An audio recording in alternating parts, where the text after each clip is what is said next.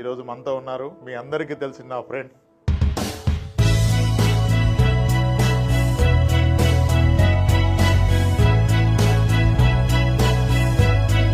And welcome to RP wealth. Thank you so much. 4-5 ఏళ్ల జర్నీలో తెలుగు రాష్ట్రాల్లో చాలా ఫ్యామిలీస్ కి మీరు ఆర్థిక పాఠాలు చెప్పగలిగారు, చెప్పించగలిగారు కదా. పబ్లిక్ ని ఎడ్యుకేట్ చేయడమే కాదు, ఫస్ట్ మనం ఎడ్యుకేట్ అవ్వాలి, మనం కూడా కొన్ని ఇన్వెస్ట్మెంట్ స్టార్ట్ చేసుకోవాలి. మనకి ఒక పర్సనల్ ఎక్స్పీరియన్స్ వస్తుంది. ఆ పర్సనల్ ఎక్స్పీరియన్స్ వస్తేనే నా దగ్గరకు వచ్చే ఎంతో మంది ఎక్స్పర్ట్స్ తో నేను మాట్లాడగలను.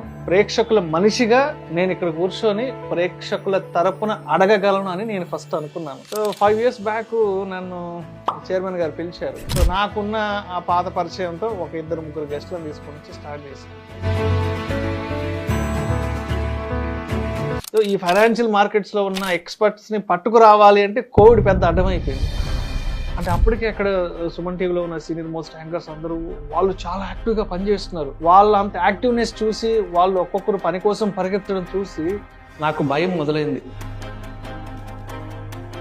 సరే లెటర్ రాసేసి తీసుకెళ్ళి ఇచ్చేసేసారు. సార్ నా వల్ల కావట్లేదు, నాకు భయం అవుతుంది. ఆ రెసిగ్నేషన్ లెటర్ అసలు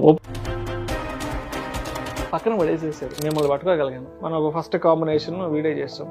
అది ఒక 3-4 days లో ఒక 15 లక్షల మంది చూసారు. 1.5 million పోయింది. అక్కడి నుంచి ఒక కాన్ఫిడెన్స్ మొదలైంది. ఇంతమంది గెస్ట్ని మీరు ఇంటర్వ్యూ చేస్తూ ఉంటారు. గెస్ట్లకి డిఫరెంట్ ఒపీనియన్స్ ఉంటాయి. మార్నింగ్ గెస్ట్ ఏమో మార్కెట్ ని పాజిటివ్ గా ప్రెడిక్ట్ చేస్తాడు, ఆఫ్టర్నూన్ గెస్ట్ నెగిటివ్ గా ప్రెడిక్ట్ చేస్తాడు. ఈ ప్లేస్ లో కూర్చొని ఇక్కడ మాట్లాడుతున్నాం అంటే అది 100% ట్రాన్స్పరెన్సీ ఉన్న డేటా ఉండాలి. 100% జెన్యూన్ అయిన డేటా అయితేనే మనం పబ్లిక్ ఇవ్వాలి. ఎందుకంటే ఒక్కరికి కూడా రాంగ్ ఇన్ఫర్మేషన్ వెళ్ళకూడదు అండ్ ఒక్కరు కూడా మన వల్ల నష్టపోకూడదు. కాబట్టి అవతల గెస్ట్ అని ఎంత పెద్ద స్పీకర్ అయినా పర్లేదు, ఆయన తప్పు చెప్తున్నాడని తెలిస్తే నేను వెంటనే కెమెరా ఆఫ్ చేసి